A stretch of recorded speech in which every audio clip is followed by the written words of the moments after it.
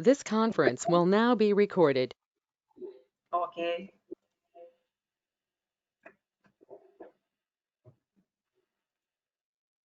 Дали го гледате сега мојот екран? Гледа во ред. Да, во ред е сега. Добро. Еве само слайд шоу, во ред. Окей. Уште еднаш, добре дојдовте на нашите кариерни денови во СЕМОС Едукација, со цел да изберете кариера или професија која што најмногу на вас ви одговара. Денеска е кариерниот ден за професијата UX Design Specialist. И да се представиме на кратко, јас сум Ангелина Канчевска, вработена во СЕМОС Едукација, раководител на акредитираната Академија за графички веб дизајн, како и Академијата за UX Design Specialist, а воедно раководител на Adobe авторизираниот тренинг центар. Со мене присутни се денеска Александар Војковски, UX и UI дизајнер и инженер. Подоцна ќе ви се представи и поголем дел од презентацијата ја има он, како водечки ментор во Академијата за UX дизајн, и исто така со нас е Миријана Тасков, вработена во СЕМОС Едукација, менаџер за човечки ресурси. И Миријана има дел во кој што ќе ви се обрати и ќе каже малку повеќе за кариерниот центар кој што работи во СЕМОС Едукација. Ова е накратко агендата за денеска.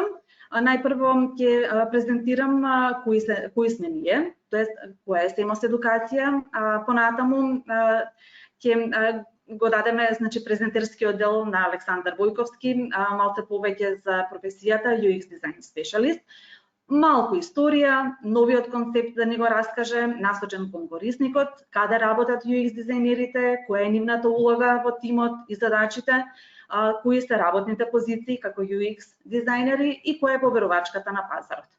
Понатаму, јас ќе го преземам презентерскиот дел, каде што ќе кажам малку повеќе како до оваа професија преку нашата програма, потоа вештините и компетенциите, кои се сертификатите и нормално цените и попустите. За на крај, презентерскиот дел да го предадам на Миријана Тасков, која што ќе раскаже малку повеќе за кариерниот центар, кои се нашите вмрежувања, идеи и визии и нормално кои се поврзувањата. Ова е на кратко за агендата. Сега да знаете каде се наоѓате, тоест да презентирам кои сме ние како СЕМОС Едукација. Низ еден ваков слайд со бројки, малку да не биде збунувачко, но сепак горди сме на овие бројки кои што ќе ги видите на екранот. 25 години постоиме. Во тоа постоење ние веќе нудиме 327 различни курсеви, понатаму 12 академии и 34 едукативни програми. Ова сето тоа го нудиме преку 36 наши вработени и 103 сертифицирани тренери и инструктори.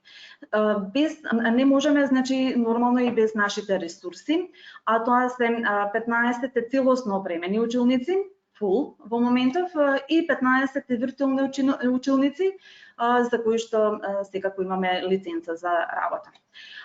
Иначе, од најголемата бројка што ќе видите на екранот, тоа се 80.000 слушатели, за која што навистина сме горди, и добар дел од слушателите кои што еднаш започнале, не изневериле и продолжуваат понатаму да слушаат наши обуки.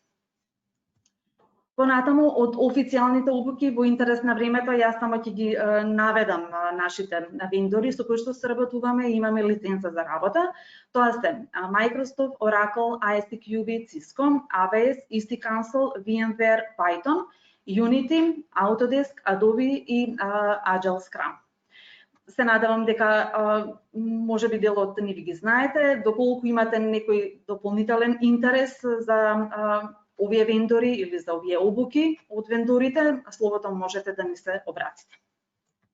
Понатаму од академиите, Горди прво на главната академија, тоа е Академијата за графички дизајн, која што е акредитирана од лани, 2019 година. Првата генерација во формално образование, формално постсредно образование заврши.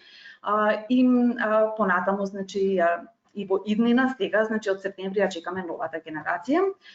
Веб дизајн академијата, исто така, она е веќе во процес на акредитација. Внатрешен дизајн академијата и UX дизајн, каде што сте сега. Ова боичка која што ја гледате асоцира дека и UX дизајн академијата е акредитирана од Министерството за образование и наука, малце покасно на овој слайд.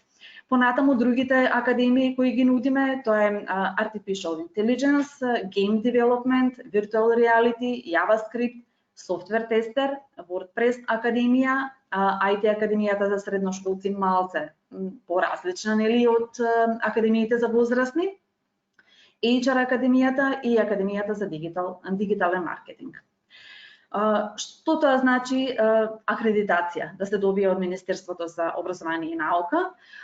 Ние од мај 2020, значи од годинава, Стемос Едукација стана акредитирана институција од страна на Министерството за образование и наука за реализација на посебната програма UX дизајнер. Оваа програма нас ни е одобрена од страна на Центарот за образование на возрастните и тука десно може да ги видите точните архивирани броеви од нивна страна. Мислам, мора тоа нели транспарентно да биде. Мај 2020 е решението од Министерството, а претходната година ова е решението од Центарот за образование на возрастните. Понатаму, после обуките, ние, мислам, после академиите како долги едукативни програми, нудиме и кратки обуки, на кратко, нели, во интерес на времето.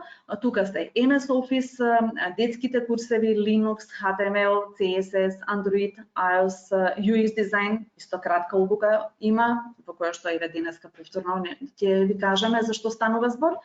Python, C и C++, PHP и MySQL, тоа се програмирските и базите на податоци и Project Management. Сега, јас ќе му дадам збор на Александар Бојковски, он да се представи, само за секунда, бидете малце на линија, нели? Морам на Александар да му дозволам да биде презентер, make presenter, и после тоа, yes, само да видам дали е во ред сега Александар. Да. Да, и request keyboard да управуваш со моето глувче. Дали е сега? Сега се отвори кај мене презентацијата. Не, јас ти дозволив сега и кибордот е уште еднаш. Се уште иде. Ајде. Сега како е? Сега тебе те гледаме. Вреда? Да, окей. Добро. Ајде, повели. Дали ја гледате мојата презентација? Да, јас гледам. Дали е на full screen? Дали е full screen? Не е целосен full screen.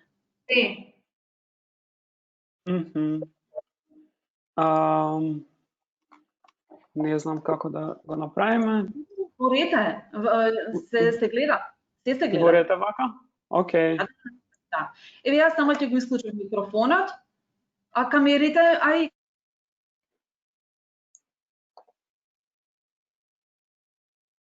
Окей.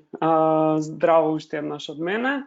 Да ви се представам подетално. Јас сум Александар Бојковски. Јас сум инженер по професија, дипломиран на FATE, на насоката компјутерско системско инженерство и автоматика.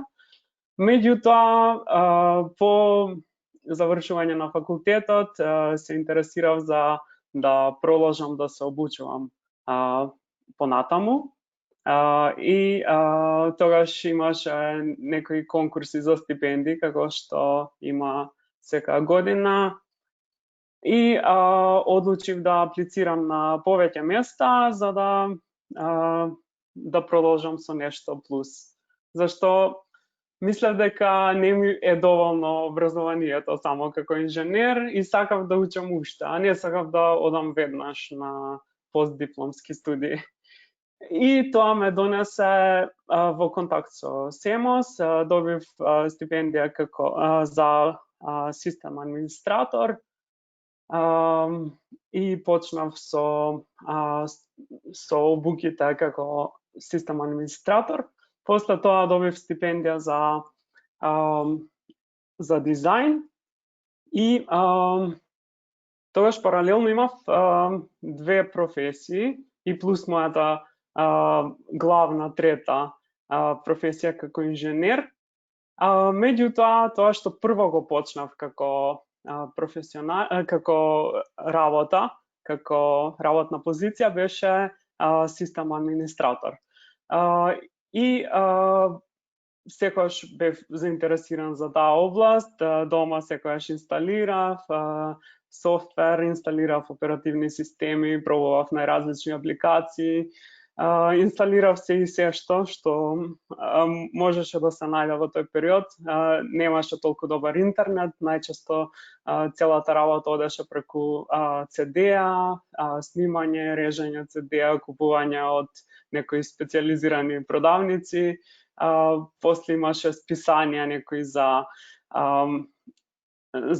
софтвер, за компјутери, како што беа PC Info, Enter, Свет компјутера и слични, и тие со нив даваат CD-а со различни софтвери, кои јас секогаш сакав да ги пробувам, да ги тестирам, да ги истражувам, да го запознавам нивниот интерфейс.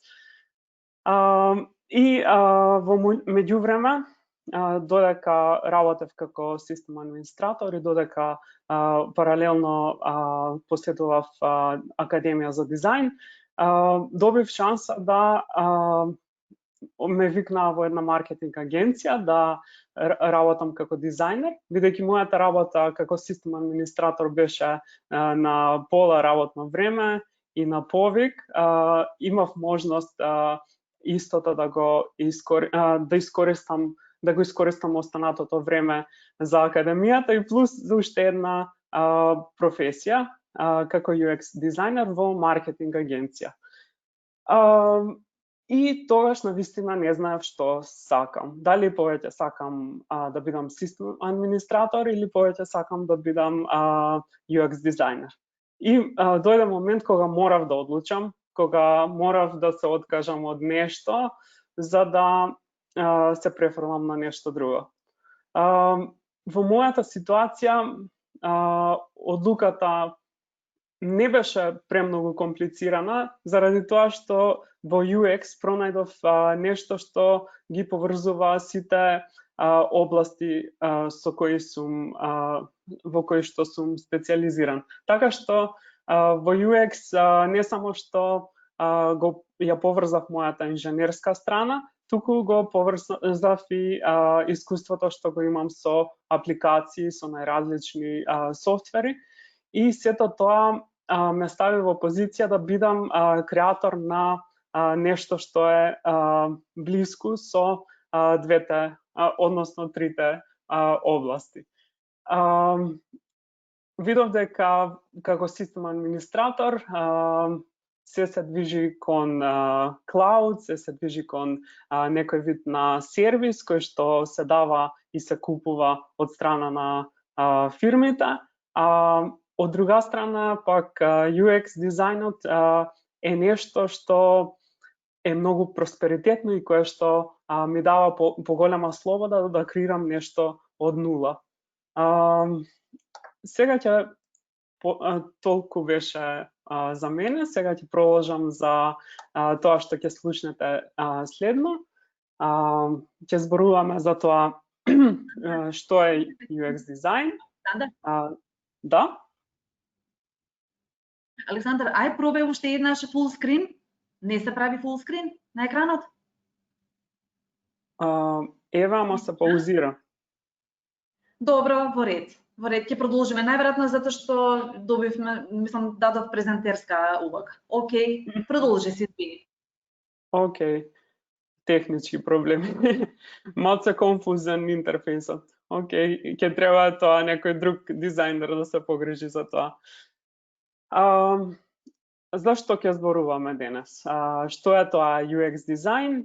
Некоја како да добиете некоја генерална слика за што е UX дизајн, каква е врската на UX дизајнот со другите дисциплини, каде работат и што работат UX дизајнери, која е улогата на UX дизајнерот во тимот, како тече еден типичен UX процес, каков мајндсет треба да имате за UX, кои работни позиции се достапни за UX дизајнери и каква е попарувачката на пазарот и дали ова е професија со која што сте подготвени за иднината. Сега почнуваме со првата тема, што е UX дизајн, и ќе почнам накратко со историјата на UX, бидејќи UX како област се појавува многу подоцна во последно време, посебно се истакнува како област и е барана област, меѓутоа во историјата секогаш била присутна, меѓутоа под некој вид на друго име и некои други професии. Така што за почеток на UX дизајн се смета традиционалната метода на Фенг Шуи, која што се појавува во 3000-та година пред новата ера во Кина. Тоа е една професија, тоа е еден вид на дисциплина која што се занимава со уредување на просторот со цел да им овозможи на луѓето кои што живеат во тој простор да се чувствуваат најдобро и да функционираат најдобро што можат. Фенг Шуи како една примитивна наука за човекот и за неговото однесување во просторот и организацијата на просторот е еден вид на првична основа на еден така наречен UX дизајн. Од исто така стари примери можеме да го спомнеме и Хипократ, кој што знаеме дека се занимавал со медицина, а освен тоа тој се занимавал и со тоа како да се организира целиот процес за хируршки интервенции, така што тој во своите дела пишува и за како треба да стојат алатите за операции, на која страна, како треба да бидат подредени, така што со тоа ја го подобрува искуството на лекарите кои што се занимаваат со тој дел од медицина.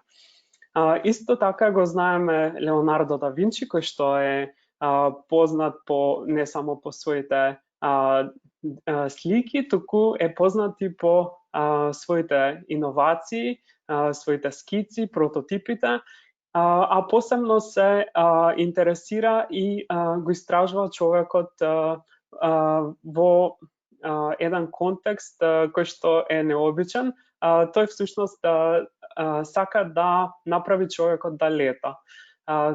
Всушност неговите скици, иновации се фокусирани токму на човекот и можете да побарате на интернет и да истражите повеќе, да видите како тој всушност создава иновации поврзани со човекот за подобрување на неговото искуство. Во 1900 година Винслоу Тейлор издава еден вид на литература, односно книга која што пишува за модерната оптимизација на работата, односно за организацијата на производствените погони. Подоцна, во 1940 година, Toyota, во тоа време Toyota, е првиот бренд кој што го представува така наречениот Human-Centered Production System, со што за прв пат се појавува поемот Human-Centered, така што Toyota е првата компанија која што официјално го користи тој поим во нивните системи за производство. Подоцна, Алан Тјуринг во 1940 година го знаеме како татко на компјутерот, односно татко на теоретскиот компјутер. Тој ја дава всушност деталната и првична основа за компјутерите која што е основа за компјутерите кои што ги имаме денес. Хенри Дрейфас е исто така еден многу интересен лик од историјата на UX. Тој пишува за Designing for People и исто така на следните слайдови ќе видиме некои негови изуми и како тој всушност создава производи кои што се фокусирани на самите корисници. Сигурно сите го знаете Walt Disney со неговиот Disney World, кој што во 1966 година станува еден вид на прв голем и глобален центар со специјално корисничко искуство за неговите посетители. За Walt Disney можеме да кажеме дека е првиот кој што го доближува тоа специјално искуство на широката публика. Малку подоцна, во 1970 година, Xerox Park, кој што всушност го познаваме по неговите принтери, фотокопири денес, тој всушност е првиот бренд кој што создава еден вид на графички кориснички интерфейс, кој што подоцна ќе стане основа за сите други графички интерфейси. Во 1993 година со некој вид на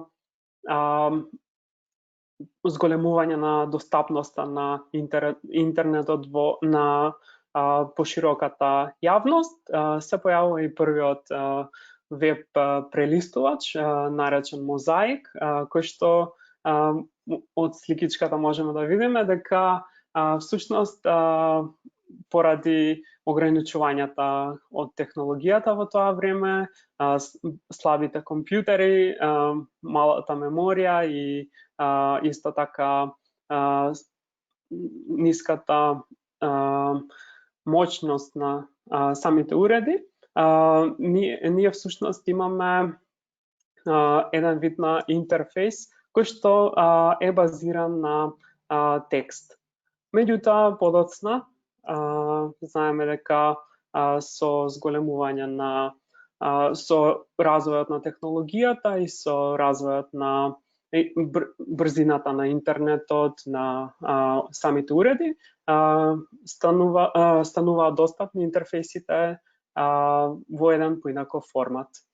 Во 1995 година Дон Норман, кој всушност бил дизајнер во Apple, ја дава современата дефиниција за UX дизајн како што го познаваме денес.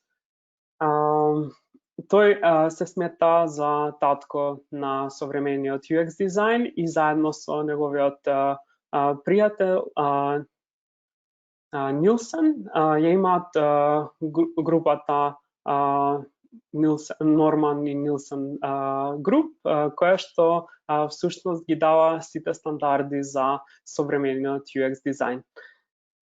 Првиот паметен телефон се појавува во 1995 година и е наречен Симон. Тој всушност представува првиот телефон кој што е со екран на допир, меѓутоа во тоа време технологијата не била до толку развиена за таквиот вид на интерфейс, односно екран, да биде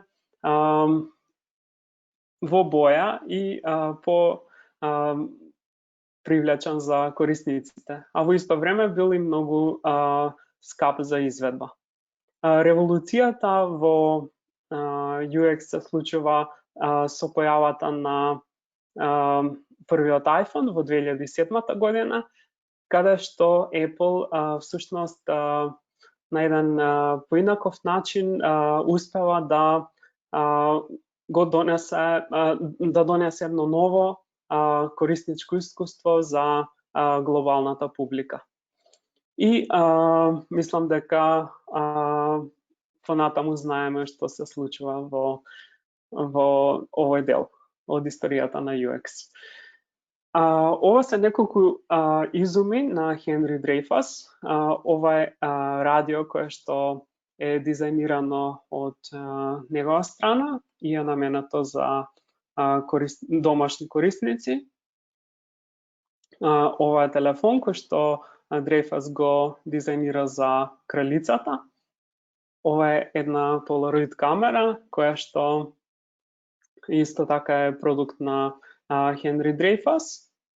Тој всушност сите своји производи ги базира на физичките карактеристики на корисниците, меѓутоа и на нивната психологија.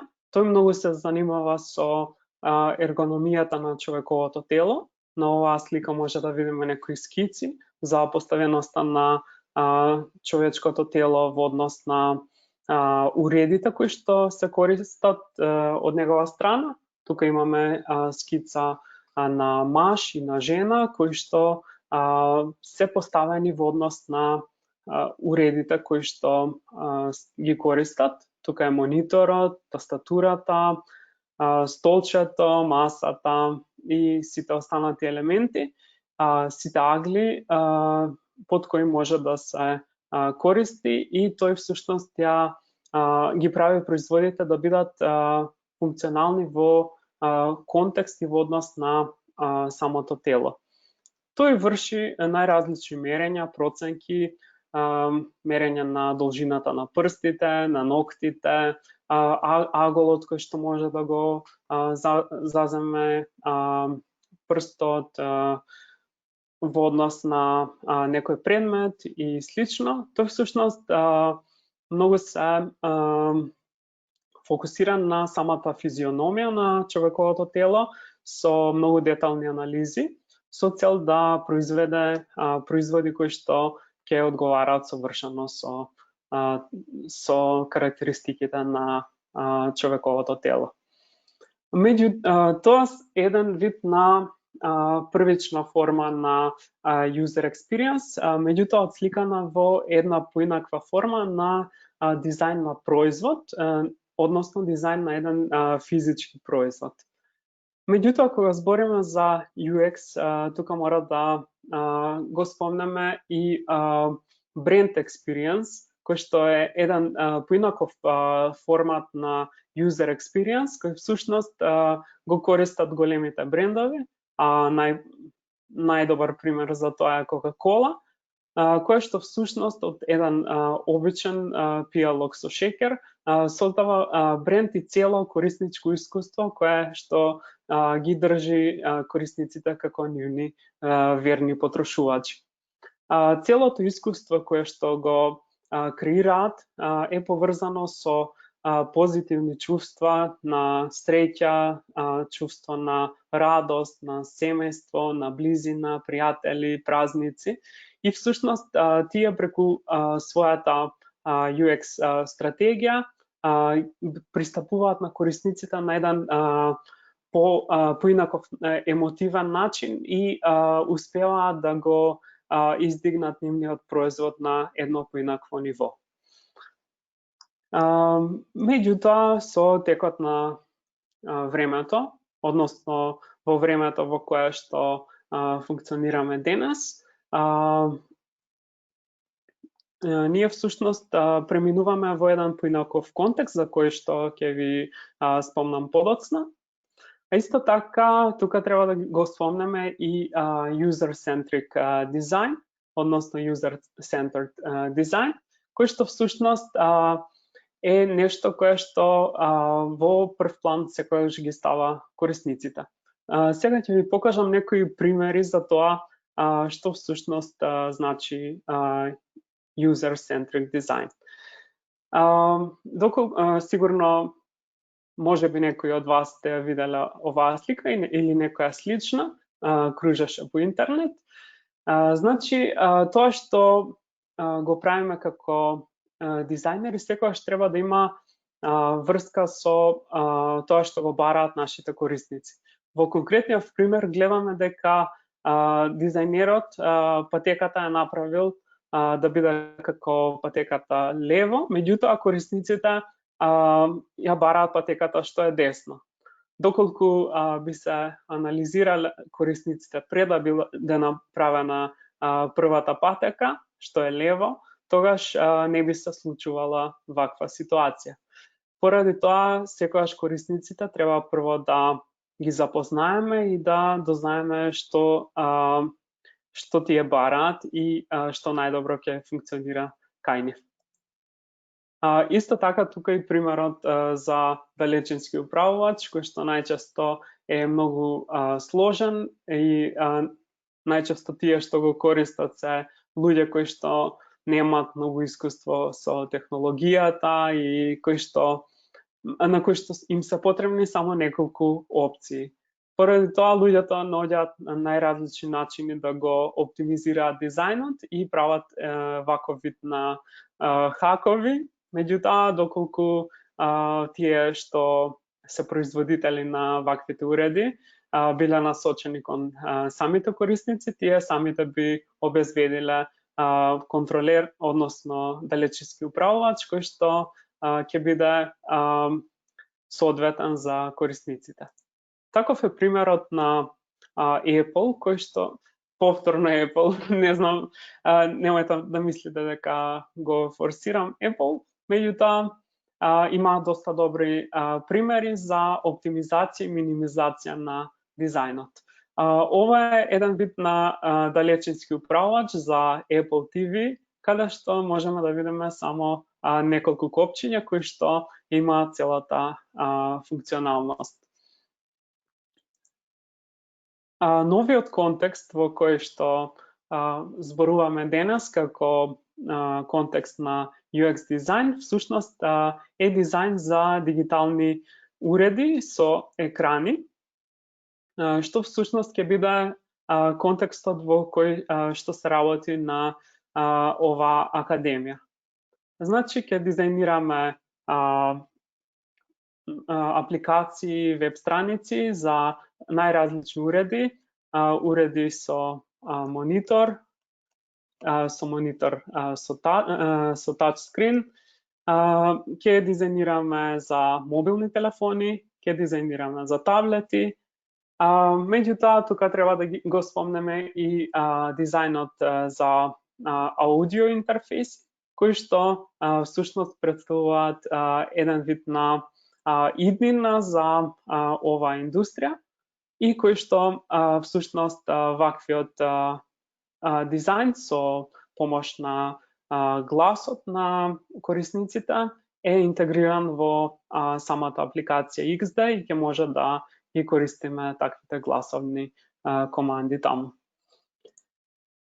Сега повторно се враќаме на некои детали околу UX дизајнот.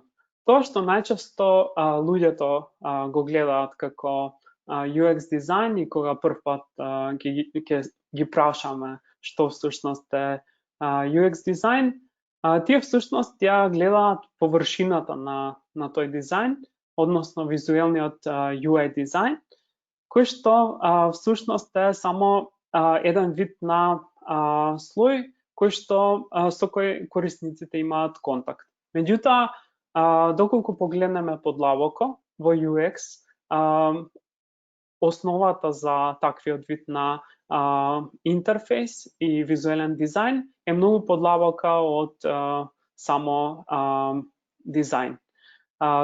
Тука имаме различни сектори, односно различни нивоа низ кои што ќе треба да поминеме во самиот процес со цел да создадеме совршено корисничко искуство. Првото нешто на кое треба да се фокусираме се корисничките потреби, бизнис целите во стратегијата за UX дизајн. Подоцна треба да го дефинираме скопот, односно обсегот во кој што ќе функционираме, односно обсегот во кој ќе функционира тоа корисничко искуство, со создавање на стратегија за контент, односно за содржина, подоцна структурирање на истата содржина, user flow и на крај давање на еден вид на скелет представен преку wireframe, кој што подоцна ќе се трансформира во прототип. Меѓутоа, доколку го погледнеме UX од една поинаква перспектива, тој всушност треба да задоволи три различни потреби. Тоа се бизнис целите, техничките ограничувања или можности и корисничките желби, потреби и проблеми. UX всушност се наоѓа во пресекот на овие три множества и доколку некое од овие множества и доколку некој елемент од овие три елементи недостасува, тогаш корисничкото искуство нема да биде комплетно. UX дизајнот е тесно поврзан со различни области, како што се психологија, инженерство, технологија, маркетинг, графички дизајн, бизнис и специфични области кои што се основа за производи од таа област. Всушност, UX дизајн е многу комплексна област која што има елементи од сите наведени професии. Меѓутоа, исто така е и многу специфична за различни производи. Каде работат UX дизајнери? UX дизајнери работат најчесто во софтверски компании, меѓутоа работат и во стартапи, кои што исто така се занимаваат со некој вид на софтверски решенија, работат во маркетинг агенции, работат во големи корпорации и во центри за истражување и развој. Јас моето искуство како UX дизајнер го почнав во маркетинг агенција, што беше помала, во форма на стартап, и го препорачувам таквиот старт поради тоа што може многу полесно да се снајдете и да пробате, имате поголема слобода да пробате повеќе различни области, повеќе различни улоги во самиот дизајн процес, затоа што во ваквите помали компании имате можност да имате повеќе различни улоги и да ја имате целосната поддршка од вашите колеги, бидејќи работите сите заедно и сте фокусирани максимално. Меѓутоа, подоцна, со текот на развојот на вашата кариера, можеби ќе посакате да работите во софтверска компанија или пак во некоја поголема корпорација во која што ќе се специализирате на нешто по-конкретно. Јас работам моментално во една холандска софтверска компанија, Symphony Solutions, која што се занимава со развој на софтвер, и таму работам како unicorn дизајнер. На почетокот работев најразлични области од дизајнот, освен UX дизајн, UI дизајн, работев и маркетинг дизајн, работев принт дизајн, ние имаме интересни канцеларии, меѓутоа жал ме што сега не сме таму и што е ваква ситуацијата. самото искуство во канцеларијата е направено за да биде оптимизирано на самите вработени. Ние имаме таму посебни соби со различни холандски теми, имаме парк каде што можеме да бидеме заедно со колегите, да договараме, да ручаме заедно, да држиме работилници, имаме специјални простори за работилници, за обуки и слично. И целото искуство во компанијата е дизајнирано за да одговара на вработените. Исто така, во Symfony работи на интерни проекти кои што се поврзани со функционирањето на компанијата. Имаме така наречен ERP систем кој што е Enterprise Resource Planning System, кој што всушност ги поврзува сите операции и сите ресурси на ниво на компанија. И мојата задача беше да го дизајнирам тој систем со целта. Ние всушност имавме стар систем, меѓутоа да го оптимизираме и да го подобриме искуството за да одговара со нашите вработени.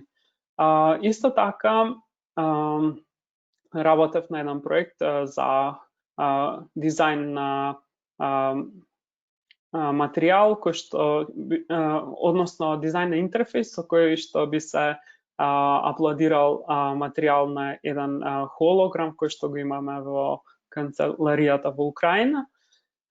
И тоа беше исто така многу интересен UX проект. Меѓутоа, од почетокот на ова година се префрлив на работа со клиент кој што е Enterprise клиент од областа на e-learning и на креирање на материјали за учење за големи корпорации, за банки, за health корпорации, кои што моментално работам на проекти и подпроекти кои што се во таа област. Значи, моето искуство е, имам искуство со речиси сите овие начини на работа. Во самиот процес на UX дизајн не сте сами, туку сте заедно со други дизајнери, со програмери, со проект менаџери, со бизнис аналитичари, планери, консултанти и некои експерти во самата област, доколку се работи за некоја специфична област, како на пример e-learning или област која што е поврзана со некој вид на менеджмент, со цел да добиете повеќе информации за да може да создадете производ кој што ќе функционира. Значи, одговорноста околу UX дизајнот не е само на вас, туку на сите вклучени страни, затоа што сите сакаат да имаат да создадат корисничко искуство кое што одговара и кое што функционира совршено за самите корисници. Која е улогата на UX дизајнерот во таквиот тим? Улогата е да ги постави работите на иста линија и да најде баланс меѓу бизнис потребите, технологијата и потребите на корисниците. Како изгледа еден типичен UX процес, односно процесот кога добивате некоја задача, UX задача, до незина реализација. Значи, најчесто трае различно време, во зависност од проектот, но ова е еден вид на пример за тоа како би изгледал еден типичен UX процес. Значи, првиот ден добивате бриф со сите информации, барања, карактеристики кои што се потребни и кои што се барања од самиот клиент. Го разгледувате таквото барање, се консултирате, разгледувате конкуренција, разгледувате корисници, истражувате за која таргет група се работи и ги правите првите скици. Вториот ден повторно продолжувате со разгледување, со истражување, со поставување на дополнителни прашања до засегнатите страни, до одговорните за проектот и до сите кои што се вклучени во тој проект. И создавате нова итерација во форма на скици и идеи. Откако ќе соберете доволно информации, почнувате да го градите продуктот повторно во форма на некој вид на wireframe. Во меѓувреме се консултирате со сите засегнати страни. Подоцна вршите презентација на тоа што го имате направено, имате нови итерации и продолжуваат откако ќе биде откако ќе бидат одобрени скиците кои што сте ги направиле и функционалностите кои што сте ги креирале, тогаш продолжувате кон градење на прототипот. Откако ќе го изградите, подоцна следи тестирање и подготвување на прототипот за развој. Значи, ова е еден вид на краток, типичен процес кој што на UX дизајн.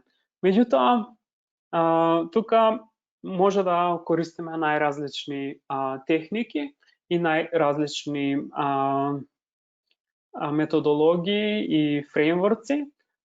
Таква е, например, методологијата на Design Thinking, која што исто така многу често ја користиме, која што е user-centered методологија и која што тече во 5 чекори. Тука го немам ставено слайдот, меѓутоа можам да ви кажам. Значи, фокусирана на корисникот и прво се почнува со истражување на корисниците, после дефинирање на проблемот, подоцна следи фазата на давање на идеи, комбинирање на таквите идеи, подоцна имаме определување на функционалности, градење на прототип, тестирање на прототип и на крај лансирање на производот. Кои се задачите кои што можете да ги имате како UX дизајнер? Анализа на конкуренцијата, интервјуа најразлични со засегнатите страни, интервјуа со луѓе од компанијата, луѓе од областа, интервјуа со корисниците, истражување на корисниците, анализи на податоци за корисниците, креирање на концепти, скици, градење на така наречени user персони, user journey мапи, кои што го скицираат, односно го представуваат корисничкото искуство. Исто така градење на wireframe, односно еден вид на скелети на финалните производи со различно ниво на деталност, градење на прототипи, исто така со различно ниво, тестирање, подготовка на елементи за развој на самиот производ, кои што ќе бидат доставени на програмерите и учество во дигиталната стратегија на компанијата.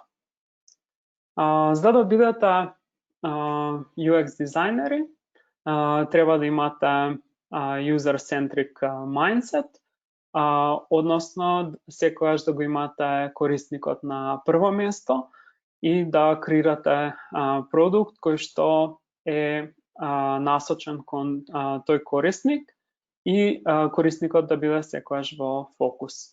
Треба да креирате продукти кои што се корисни, меѓутоа и употребливи и пристапни од страна на пошироката публика. Исто така, треба да се фокусирате и на, како да го кажам, likability, односно да се функционирате, да се фокусирате на креирање на продукт со кој корисниците ќе бидат engaged, односно ќе бидат привлечени од таквиот продукт и ќе се задржат да го користат самиот продукт и да уживаат во него, и истиот продукт да биде совршено вклопен во животот на корисниците и во нивното секојдневно user journey. UX е многу комплексна област и во зависност од тоа во каква компанија ќе работите.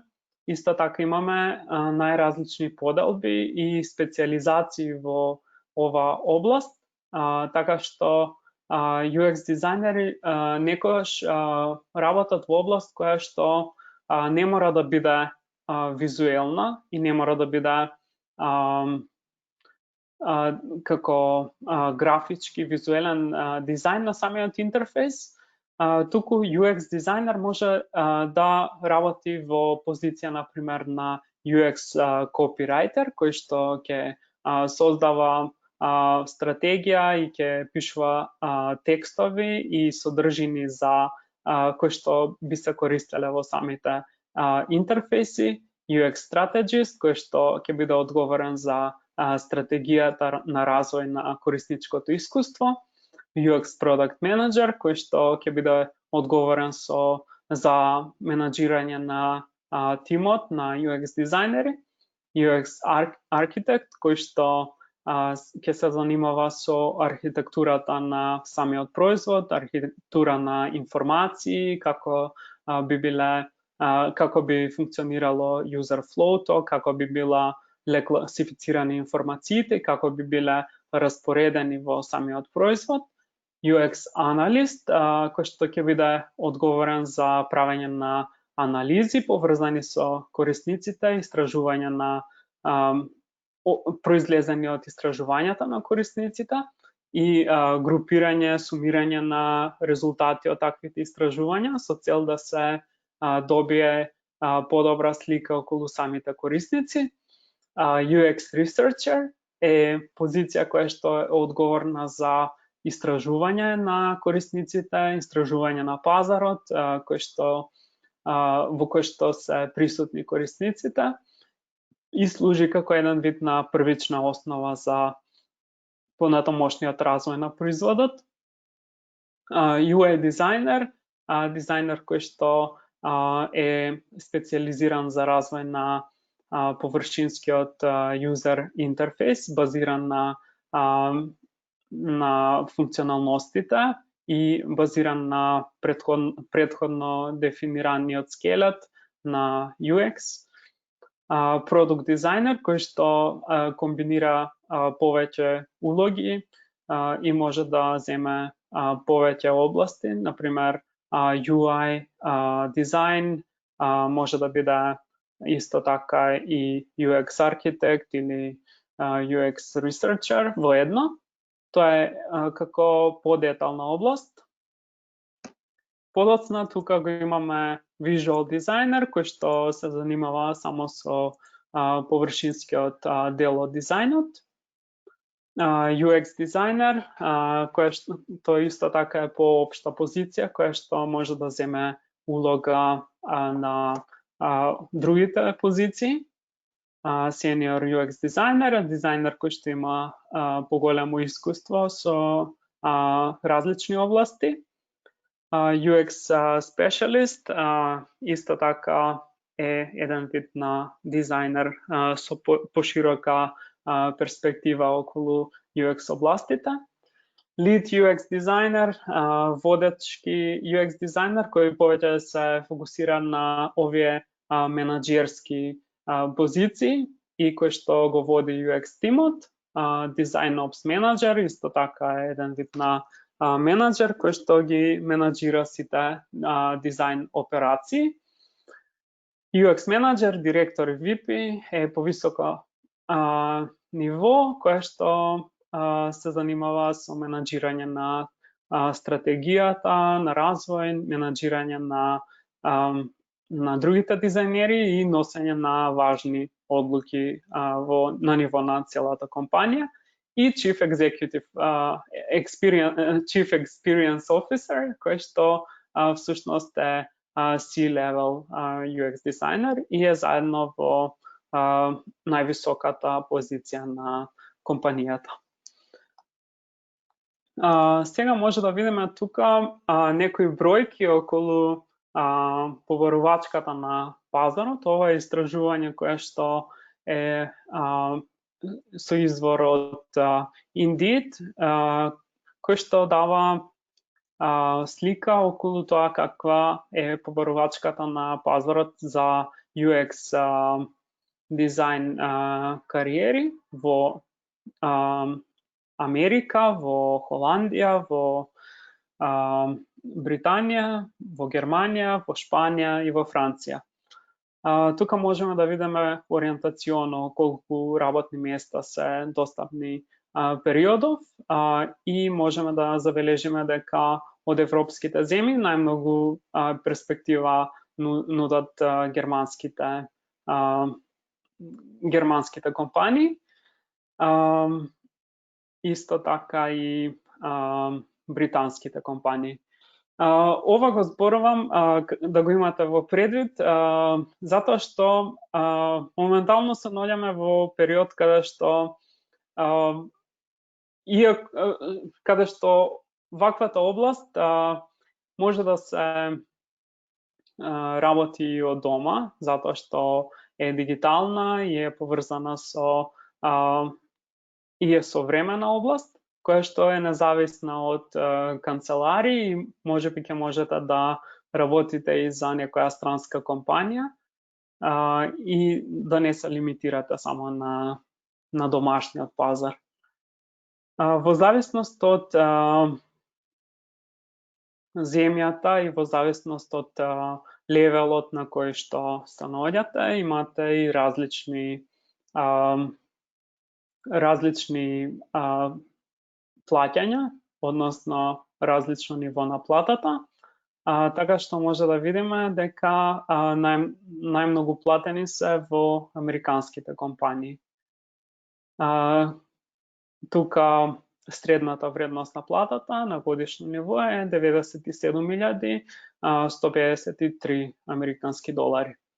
Во Македонија немаме некоја многу детална статистика околу платите на UX дизајнерите, затоа што се зависни од проектот, зависни се од улогите кои што ги имате во самиот проект, дали ќе учествувате со повеќе области од UX или со само една или неколку области, зависност од вашите задачи и зависност од нивото.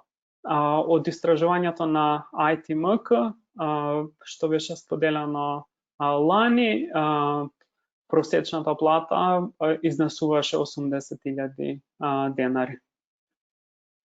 Меѓутоа, тие бројки може да варираат во зависност од компанијата. И на почеток нормално не очекувајте да имате 80.000, очекувајте нека понормална плата, меѓутоа со текот на времето е многу перспективно и многу брзо може да пораснете и да бидете на ниво кое што е блиску до нивото на програмерите. Дали сте подготвени за иднината? Ова област, како што кажав, е многу перспективна и е многу широка и секако дека е област која што има голема перспектива и која што се развива и допрва ќе се развива. Се повеќе се зголемува побарувачката на пазарот за UX дизајнери, иако како област не е толку нова, меѓутоа како работна позиција се повеќе се бара како одделна работна позиција во компаниите. И се повеќе компании дознаваат за UX и се интересираат за вработување на луѓе во оваа област. Доколку би го споредил UX со другата професија, систем администратор, можам да кажам дека UX е многу по креативна професија и дава по-добра основа за креирање на нешто кое што ќе биде ново и уникатно. Дали вие сте спремни за UX? Нормално зависи од тоа колку го сакате тоа, меѓутоа во групите кои што ги држав до сега во СЕМОС, во оваа година и пол откако сме заедно, можам да кажам дека имаше најразлични слушатели кои што се дојдени од најразлични области, економисти, правници, психолози, дизајнери, и сите тие успеваат на крај да извлечат некое знаење кое што подоцна го користат во оптимизирање на нивната работа и исто така и промена на кариерата кон нешто што е професија од иднината. Не треба да се плашите доколку сте почетници во дизајн, секако со посветеност, со правилна насока, вие ќе имате шанса да се развиете добро како UX дизајнери. Дури оние кои што не се премногу визуелни, како што спомнав, може да работат на позиции кои што се поспециализирани во делот кој што не е толку визуелен. Сега повторно ја препуштам презентацијата на Ангелина, која што ќе ви каже подетално околу програмата која што ја нудиме во СЕМОС. Ви благодарам. Александар, супер беше. После ваква презентација, јас како да продолжам. Мојот дел сега изгледува само технички, така? Тоа е нормално. Ти си работиш својата област, јас мојата. Ти твојата. Значи, има после простори на посетителите, ако може, во меѓувреме да напишат некоја порака, некое прашање, ако се устручаваат устно да разговараат со нас, па ние да се обидеме да одговориме. Може така, Александар? Може секако, може. Сакам да ја слушнам и другата страна. Така е. Ајде јас сега да направам шер на мојот екран, да продолжам. Само да дојдам сега до твојот слайд, сега ќе ми треба малце време, нели? Да. Ќе ми треба време, многу слайдови. Имаше, да. Добро. Еве сега, јас во техничкиот дел, како што кажавме, околу програмата, која што е веќе усвоена од Центарот за образование на возрастните за UX Design Specialist. Тука имаме задолжителни модули, во кои што влегува модулот Web Design процес и креативно размислување. Како што спомена Александар, значи ова е многу важен елемент да видите, значи како иде процесот на дизајнирање и моментот на креативно размислување кога треба некој проблем да решите од аспект на корисник. Понатаму тука се принципите за корисничко искуство и кориснички интерфејс, значи тоа се тие принципи. Понатаму, техничкиот дел се работи во една многу добра алатка Adobe XD, која што вендорот Adobe долги години беше како демо верзија и не можеше да ја пушти на пазарот. Веќе од лани или да речеме од година и пол до 2 веќе е пуштена официјално и секој дневно има апдејти и нови верзии, значи се подобрува самата апликација. Се надеваме дека еден ден ќе дојде на ниво на апликација на Photoshop, Illustrator, InDesign, како што се останатите. Многу е добра алатката од аспект што визуелно, значи тука го решавате значи делот на юзер, значи визуелниот елемент, юзер интерфејсот, и доаѓате до фазата на прототип каде што може слободно да го споделите дизајнот и едноставно да ги видите забелешките и советите од учесниците во тимот. После тоа доаѓа веб оптимизација и аналитика, на да видите, значи на еден пример како сето тоа функционира кога нешто се оптимизира и се анализира. Добар модул во овој дел е кариерата. Значи, како што спомена и Александар во неколку слайдови, да видите во која насока може како UX дизајнер, значи да се развивате понатаму. И проектната веб методологија базирана на Agile Scrum. Тоа е многу добра методологија во која што може да ги видите улогите на сите во тимот и кои се правилата и методологијата на работа како дел од тим. Тука исто така е многу важен модулот практичната работа. Значи имаме дизајн на прилагодлива веб страна или мобилна апликација. И овој практичен дел е најважниот и во суштина се што е претходно кажано се утврдува и се решаваат проблеми. Значи Александар го дава брифот за задачата, за проектот и низ целиот проект се следат тие главни фази во решавање на проблемот од аспект на корисничкото искуство. Покрај овие задолжителни модули има еден изборен модул од Adobe, а тоа е да се избере или алатката Photoshop, или алатката Illustrator, или алатката Animate. Секако имаме некои одредени, нели, насоки за избор. Еве Александар би рекол Illustrator по дефолт, но сепак ни кажа од значи центарот да дадеме избор, можеби некој повеќе ќе сака да работи во Photoshop, па како такви фотографии тие фотографии да ги користи во прототипот.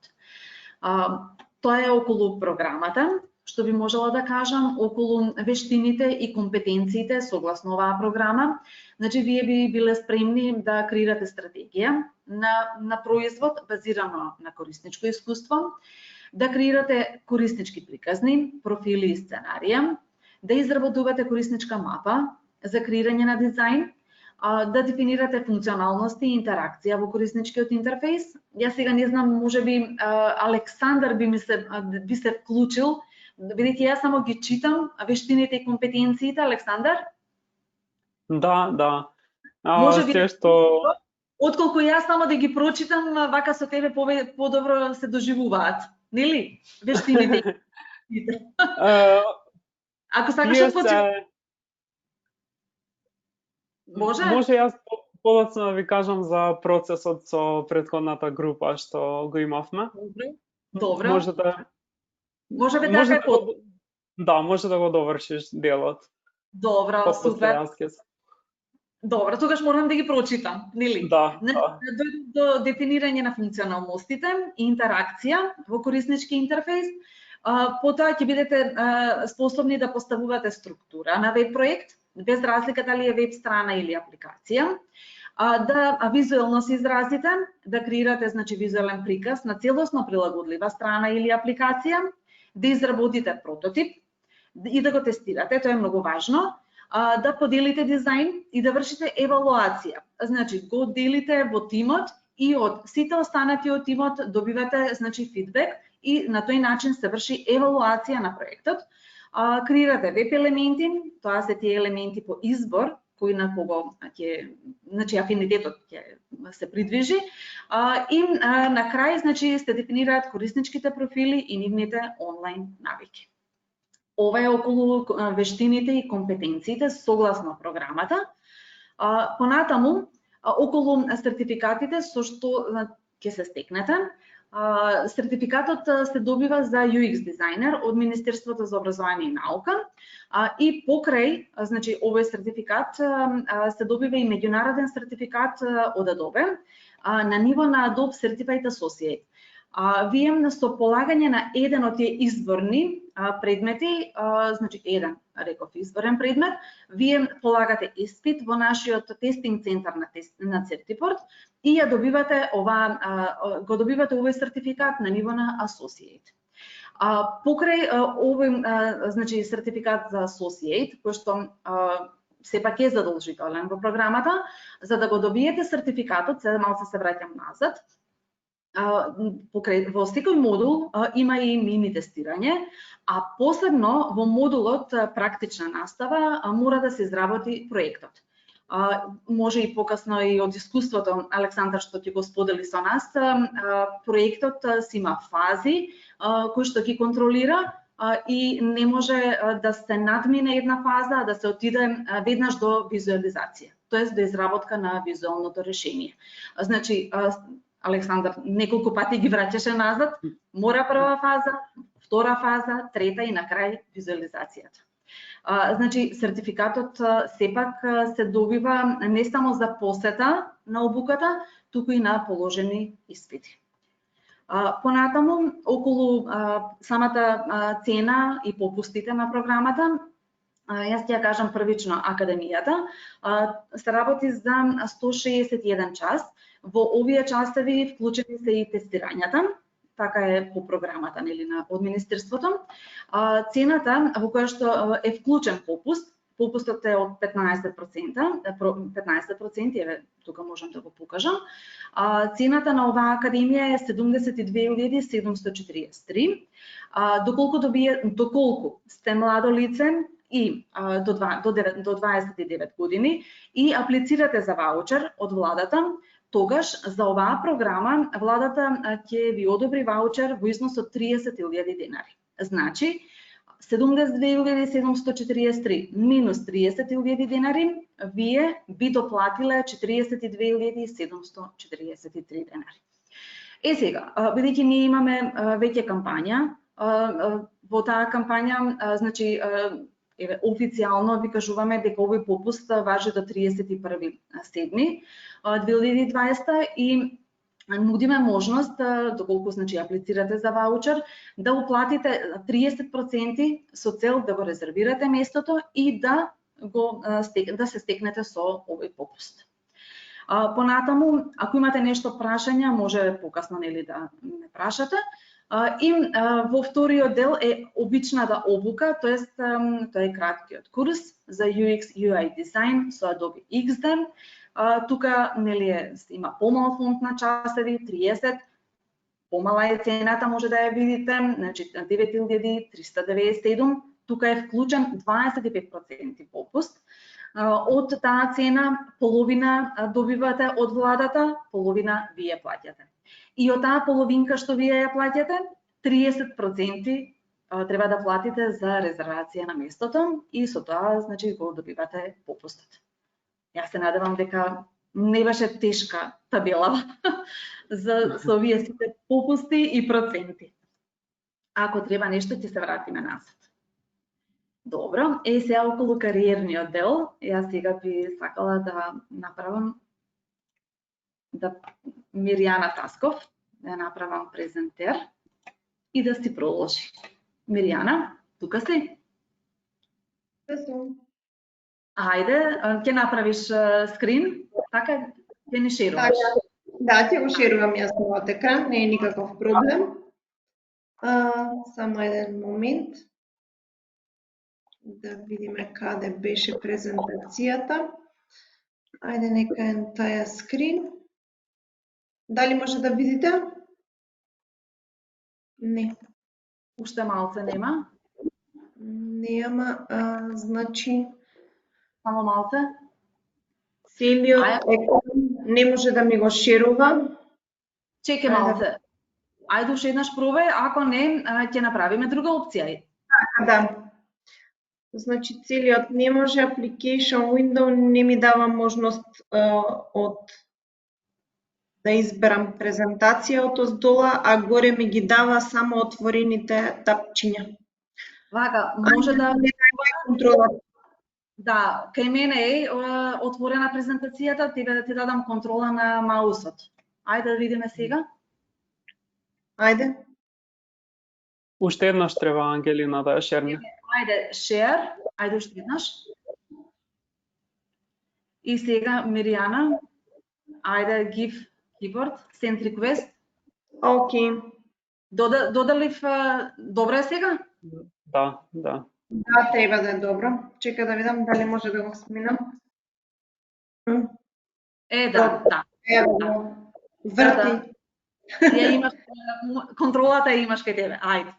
Ја имам, ама ме враќа. Тука сме. Добро. Ајде, вака. Еве. Да. Чек да видиме, ајде full screen. Окей, значи, накратко само, јас да се надоврзам, веќе слушнавте доволно информации од колешката Ангелина и од предавачот Александар, колега наш исто така.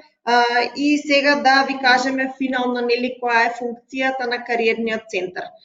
Како таков е формиран пред неколку години заради тоа што идентификувавме потреба да ги поврзуваме нашите слушатели со бизнис заедницата. Значи, она што го правиме е ги вмрежуваме. Кој е начинот и ги поврзуваме со представници на бизнисот. Еден од начините да го направиме тоа е нашите слушатели нели да се запишат на некој од нашите курсеви, академии или пакет курсеви, да ги слушаат и нормално да се истакнат во текот на наставата. Тоа значи, за жал, не можеме да ги препорачаме баш сите слушатели, многу ни е важна вашата соработка и вашата активност во текот на целиот тој процес, нели, за да може да се истакнете, да се одвоите од целата група, што на нас ке ни ја олесни, нели, работата, да може да ве представиме, да ве препорачаме кај нашите соработници, клиенти, представници на бизнис секторот, да може да ве препорачаме било за практична работа, било за вработување, нели. Она што во секој случај на сите ни оди во прилог е што работиме во атрактивна индустрија, нема сатурација на пазарот, нема заситување на пазарот од овие струки и не го гледаме тоа дека ќе се случи во догледен период, значи самата индустрија си е постојано во подем, така да би рекла веројатноста дека нашите курсеви, академии, пакет курсеви ќе ви помогнат да дојдете до посакуваната практична работа или вработување се доста големи. Многу е важно да ви напоменам исто така дека може да ве препорачаме само доколку самостојно се финансирате за курсот, пакетот курсеви или академиите, во случај да плаќа вашата компанија каде што сте ангажирани или вработени, за жал нема да може да ве препорачаме. Накратко, тоа е најважното што треба да го знаете околу кариерниот центар. Сега имаме предвидено Q&A session, односно прашања. Колешката Ангелина веќе ви се обрати по тој повод и ви кажа дека може да преидеме на делот каде што вие поставувате прашања, а ние соодветно одговараме на тоа. Благодарам за вниманието од мене.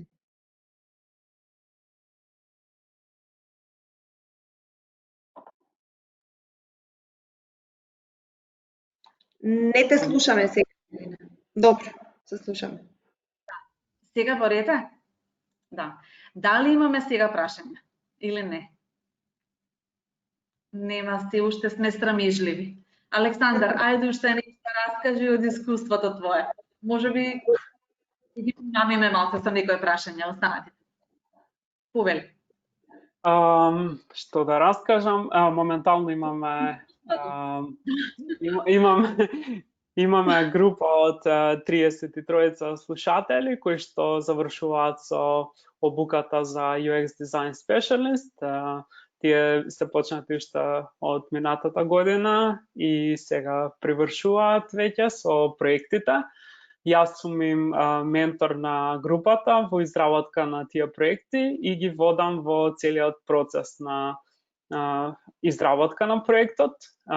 Проектот го поделивме на повеќе фази кои што имаат посебни подзадачи во нив, и секој од студентите мора да ги помине сите фази за да дојде до финалното решение на проблемот. На почетокот им зададов неколку проблеми, од кои што, односно 3 проблеми, од кои што треба да одберат еден на кој ќе се фокусираат во текот на целиот процес. И имаме 3 различни форми на проекти на кои што работат слушателите. Процесот тече во 3 фази, како што спомнав. Во првата фаза фокусот е ставен на истражувањето на корисниците, на нивните потреби, креирање на корисничко journey, персони, за сегашната состојба во која се наоѓаат корисниците, подетално дефинирање на реалниот проблем со кој се соочуваат корисниците. Значи, тоа е првата фаза, фокусот е ставен главно на самите корисници. Значи, тука немаме никаков контакт со тоа што ќе следува понатаму, затоа што се фокусираме само на корисниците и нивните потреби. Имаше тука луѓе што прават грешки, кои што веднаш почнуваат со решенија, подоцна го бараат проблемот, што е сосема погрешен начин на пристапување кон проблемот. Затоа што ние го бараме прво проблемот за подоцна да дадеме решение за тој проблем. Меѓутоа, луѓето најчесто сакаат да направат дизајн и после тоа да го бараат проблемот, што е обратен процес. Подоцна следува делот кој што е еден вид на транзиција помеѓу потребите и финалниот производ, делот во кој што се фокусираме на креирање на што е можно повеќе идеи, на кои што со чија што комбинација и различно разгледување од различни аспекти креираме некој вид на стратегија за тоа што ќе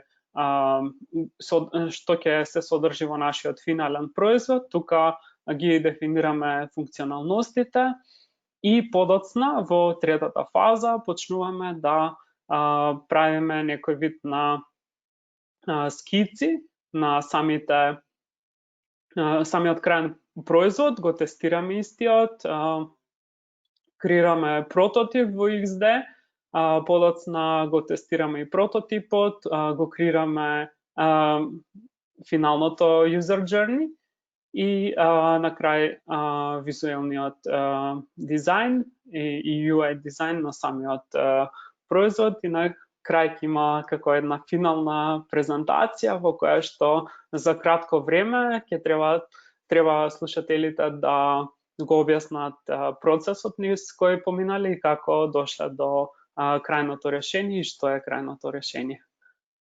Веќе ги дефинираме презентациите другата недела низ. Така? Да. Сега ги чекам финалните решенија. Нема многу да ги караш, нели? Се надевам. Само знам дека на неколку пати ги врати. Така беше? Да. Најкритична беше првата задача, затоа што имаше многу луѓе кои што приоѓаат со погрешен пристап, меѓутоа со насока од мене сите се насочуваат на вистинскиот пат и креираат тоа што е потребно. Супер, па така треба.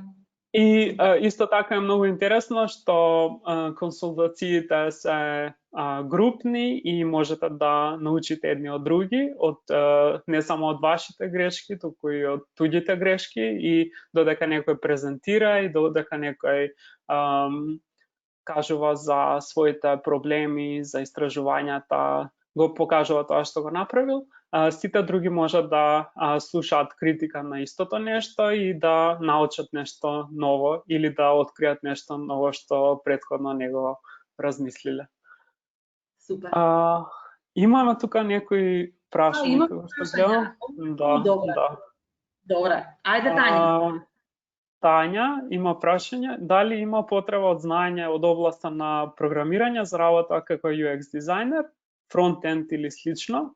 Не сум доволно запознаена со самите термини, но имам слушнато дека понекогаш можно е да има потреба.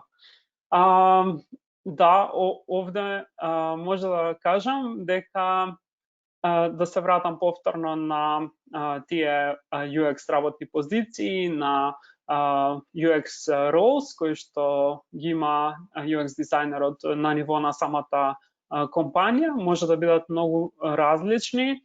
Најчесто, доколку се работи за некоја поголема компанија, таквите roles се понасочени и не мора да значи дека треба да бидете толку да имате познавање од толку различни области, како што е и програмирањето. Јас како дизајнер имам таква основа, меѓутоа не сите во мојот тим имаат основа во фронтенд програмирање и не знаат да ги развиваат интерфејсите во форма на код. И луѓето кои што доаѓаат на обукава не е задолжително да знаат кодирање, затоа што овде се учи стриктно делот за UX дизајн, но подоцна доколку сака да бидат поблиски со делот на development и за полесна комуникација со самите програмери, препорачливо е да имаат некоја основа и во фронтенд и во познавање од HTML, CSS и слично, за да знаат што може полесно да се реализира во код, за разлика од некои работи кои што се многу потешки за реализација. Исто така различни фирми, има фирми кои што бараат фронтенд, има фирми кои што не бараат. Значи, тоа зависи од самата фирма и од организацијата на ниво на фирма. Кога е предвидено да започне академијата и колку месеци ќе трае? Ангелина повеќе. Да, значи академијата се планира да започне крај на септември. Тоа е нели нашиот план. Сега во моментов не знаеме точно да кажеме, нели неблагодарно е да кажеме сега дека ќе биде во училница или ќе биде само онлайн. Навистина не знаеме, но кога се работи за долга едукација, ќе чекаме сепак Министерството за образование да каже дали ќе го пушти значи образовниот систем и дали децата, учениците, студентите ќе влезат во школските клупи. Истото тоа ќе биде и за нас. Сега, ова го кажувам поради тоа што може да започне и онлайн, може да започне и нели во училница и ние го правиме значи распоредот согласно овој прв влезен податок и може да биде 2 пати до 3 пати во неделата динамиката. Обично 2 пати е вторник и четврток, 3 пати е понеделник, среда, петок, значи тоа се тие термини и во време од 5 до 7:30 или од 7:30 до 10. Може за потребите на одредени предмети, модули, може да бидат и по 4 часа. Еве, кога бевме онлайн од искуство со последната академија, понекогаш подобро беше по 4 часа да се иде, значи саат и пол, пауза, па саат и половина.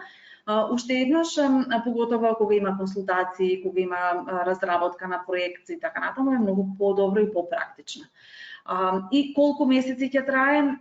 Еве, последната академија официјално почна, значи февруари месец, нели со теоријата, и последните часови беа во јуни, но проектот што еве сега го завршуваме и последните консултации на еднаш се на неделно ниво, другата недела ни се, значи, презентациите, така да од февруари до јуни, еве, тој период можам да го кажам дека супер го поминавме и покрај тоа што имавме нели малку застој во март месец кога нели со корона вирусот, кога наеднаш ни дојдоа проблемите во целата држава, не само кај нас. 5 месеци можам да кажам да одговорам на прашањето, дека може да трае. Нешто друго дали ве интересира? Или исцрпивме добар дел од прашањето? Да, не, сигурно не пишуваат. Еве нешто имаме, Стефан. Со завршување, само на обуката. Добро. Што е прашањето? Добро, со завршување. Каков сертификат се добива? Тоа е диплома од семејна едукација. Значи, тука дипломата е од посета на обука и дипломата е од нашата компанија, од семејна едукација. Што се однесува до Adobe, самите софтвери, ние знаете дека сме авторизиран тренинг центар на Adobe и за сите курсеви имаме инструктор и тоа се официјални курсеви. Но во моментов Adobe XD како алатка се уште се развива и се уште ја нема можноста за инструкторски сертификат, да може нашите инструктори да ја добијат таа лиценца за работа. Значи ние ги чекаме, го чекаме вендорот, нели кога ќе објави дека постои сертификатот и ние ќе се лиценцираме. Затоа во моментов се добива дипломата само од семејна едукација. А од академијата е сертификат од Министерството за образование и наука. Тоа се тие две различни нешта. Не знам ако има уште нешто. Добро, фала Стефан. Се надевам дека ги исцрпивме темите. Ни беше многу мило што еве ни бевте наши гости. Ева има уште нешто. Дали обуката повеќе? Да, дали обуката повеќе се темели на теоретска настава или практични примери? Ајде, Александар, еве ти објасни. Да. Значи има повеќе различни пристапи, имаме повеќе различни професори и различни пристапи околу програмата. Има модули кои што се повеќе насочени кон теоријата, меѓутоа и модули кои што се попрактични. Така, например, воведниот модул е повеќе теоретски и повеќе насочен кон психологија на корисници. Меѓутоа, сепак е и со практични примери во кои што и вие учествувате и добивате нека слика за тоа како функционираат корисниците. Исто така, најпрактичен предмет ви е всушност XD, каде што вие всушност работите во самиот софтвер и секој час развивате некој вид на корисничко искуство, кориснички интерфейс, а најголем акцент на практичното се става во последната фаза, откако ќе ги поминате предавањата, откако ќе добиете целата основа, во комбинирање на сите тие работи во завршниот проект, кој што трае 24 часа и е стриктно насочен кон таа практична настава. Исто така, во текот на предавањата, нормално дека учесниците активно учествуваат. Исто така имаме дел кој што е за design thinking, каде што се вклучуваат и самите слушатели, каде што заедно работиме, еден вид на работилница, во која што развиваме решенија со помош на design thinking. Така, не е класична теорија. Тоа сака да кажа. Да. Други зборови. Епа, добро. Еве гледам Стефан напишал уште едно прашање. Ако се однесува кога започнува курсот, тоа се мисли на кратката обука. Имаме во план, според распоредот, во август месец, некде втора половина на август, да започне една обука за UX дизајн, UX UI дизајн и Adobe XD.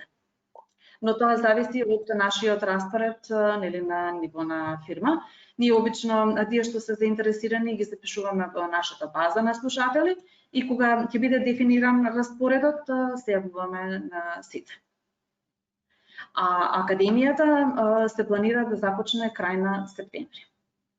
Така, тоа се одговорите на овие прашања.